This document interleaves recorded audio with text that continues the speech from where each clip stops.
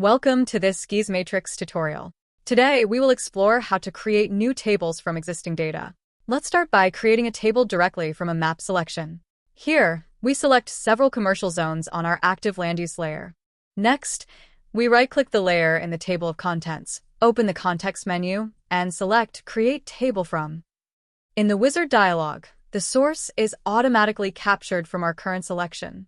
We enter a descriptive name for the new table, Landis_commercial, and click Create.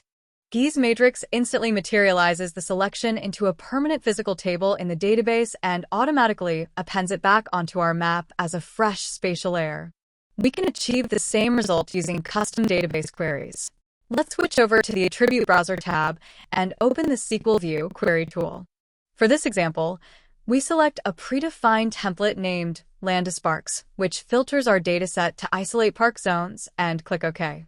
The filter records load seamlessly into the data grid. To convert this dynamic query view into a permanent, standalone layer, we click the Add Layer to Map From icon located in the upper right corner of the browser toolbar. We provide a new name for the destination table, Landis_Parks, and click Create to execute the bulk transfer. When we return to the map screen and toggle our layers, we can see that our filtered park dataset has been successfully imported as a permanent spatial layer. Finally, let's take a look at data cleanup.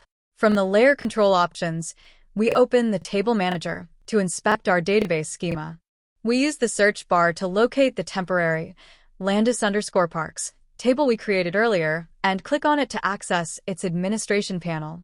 To permanently drop the dataset and free up system storage, we scroll down to the danger zone and click Delete Table. For safety, we type the word delete to confirm the transaction. The table is now completely removed from the database.